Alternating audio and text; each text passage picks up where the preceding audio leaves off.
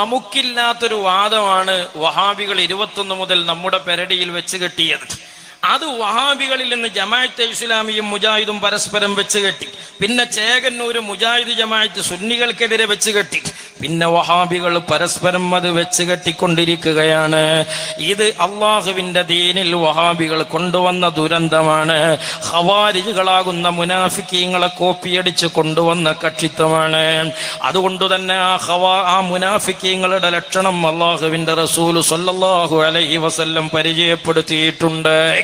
നബി സല്ലല്ലാഹു അലൈഹി വസല്ലം തങ്ങളുടെ സ്വഹാബിമാരും അതുപോലെ കപട വിശ്വാസികളും പലപ്പോഴും പല വിഷയങ്ങളിലും ഭിന്നാഭിപ്രായക്കാരായിട്ടുണ്ട്.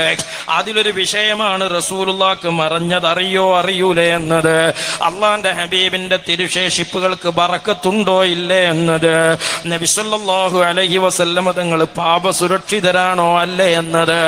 എന്നാൽ അവിടെയെല്ലാം മുനാഫിക്കീങ്ങൾ കക്ഷി ചേർന്നത് റസൂലുള്ള പാപിയായി മനുഷ്യനാണ്, തെറ്റ് ചെയ്യുന്ന മനുഷ്യനാണ് എന്ന രീതിയിലാണ്. അള്ളാന്റെ ഹബീബ് സാധാരണക്കാരാണ് എന്ന വിശ്വാസത്തിലാണ്.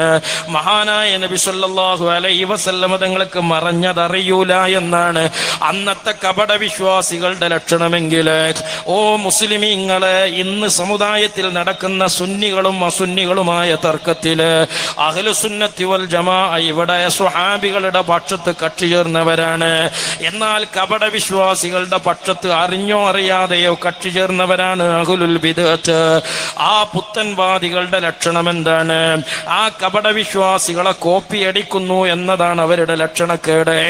എത്രത്തോളം ശിർക്കാരോപണത്തിന് വേണ്ടി ആയത്തുകൾ ഓതുക, ഓതി പറയുന്ന ആയത്തുകൾക്കനുസരിച്ച് പ്രാവർത്തികമായ ജീവിതത്തിൽ പ്രകടമാകാതിരിക്കുക, ഇത് മുനാഫിക്കീങ്ങളുടെ ലക്ഷണമാണെന്ന് നബി സല്ലല്ലാഹു അലൈഹി വസല്ലം പഠിപ്പിച്ചിട്ടുണ്ട്. ഹുനൈൻ യുദ്ധത്തിൽ അല്ലാഹുവിന്റെ ഹബീബ് സല്ലല്ലാഹു അലൈഹി വസല്ലം തങ്ങളോട് എഴുതില്ല മുഹമ്മദ്, നീതി ചെയ്യണം മുഹമ്മദ് എന്ന് ആക്രോശിച്ച ദുൽ ഖുവൈസിറ എന്ന കപട വിശ്വാസിയെ നബി സല്ലല്ലാഹു അലൈഹി വസല്ലം പരിചയപ്പെടുത്തുന്നുണ്ട്. യഖ്റുജു മിൻ ളിഹി ഹാദാ, ഈ മനുഷ്യന്റെ മുതുകിൽ നിന്നൊരു വിഭാഗം വരാനുണ്ട്. യഖ്റഊനൽ ഖുർആന ലം യതജാവദ് തറാകിയഹും, അവർ ഖുർആനായത്തുകൾ ഓതുന്നവരാണ്, പക്ഷേ ഓതിയത് അവരുടെ തൊണ്ടക്കീഴിലേക്ക് പോകൂല. വായ കൊണ്ട് അങ്ങാടികളിൽ വന്ന് ആയത്തോതി പറയുന്ന കാര്യങ്ങൾ ഒരിക്കലും അവരുടെ ഹൃദയത്തിൽ സ്പർശിക്കാറേ ഇല്ല. അതിന്റെ ഏറ്റവും വലിയ ഉദാഹരണമാണ് സഹോദരന്മാരെ, ഈ ഉമ്മത്തിലെ ഭൂരിപക്ഷം വരുന്ന മുസ്ലിമീങ്ങൾ, അതിൽ സ്വന്തം ബാപ്പയുണ്ട്, ഉമ്മയുണ്ട്, ഗുരുനാഥന്മാരുണ്ട്, ഗുരുപരമ്പരയുണ്ട്. അവരെല്ലാം ശിർക്ക് ചെയ്തവരാണ് എന്ന് പറയിപ്പിക്കാനാണ് നമ്മുടെ സമുദായത്തിലെ വഹാബി പ്രവർത്തകന്മാർ അങ്ങാടികളിൽ സ്റ്റേജ് കെട്ടാറുള്ളത്. അത് പറയാനാണ് അങ്ങാടികളിൽ വഹാബി പുരോഹിതന്മാർ വരാറുള്ളത്. എന്നാൽ അതൊക്കെ ആയത്തോതി ബാപ്പ കാഫിറാണ്, ഉമ്മ കാഫിറാണ്, ഗുരുനാഥൻ കാഫിറാണ് എന്നൊക്കെ പറയാനും സ്ഥാപിക്കാനും ആയത്തോതുന്ന മൗലവിമാർ അവരുടെ ജീവിതത്തിൽ അത് പ്രാവർത്തികമാക്കാറേയില്ല. അത് സ്റ്റേജ് കെട്ടിക്കൊടുക്കുന്ന അണികളുടെ ജീവിതത്തിലും നമ്മൾ കാണാറില്ല. യഖ്റഊനൽ ഖുർആൻ, ആയത്തോതുന്നുണ്ട്, പക്ഷേ അത് അവരുടെ മനസ്സ് സ്പർശിച്ചിട്ടില്ല, അവരുടെ തൊണ്ടക്കീഴിലേക്ക് ഇറങ്ങിയിട്ടില്ല. അതുകൊണ്ട് തന്നെ നിങ്ങൾ നോക്ക്, ഇവിടെ ഖുതുബിയത്ത്, ആ ഖുതുബിയത്ത് ശിർക്കാണ് എന്ന് അങ്ങാടിയിൽ വഹാബികൾ പ്രസംഗിക്കും.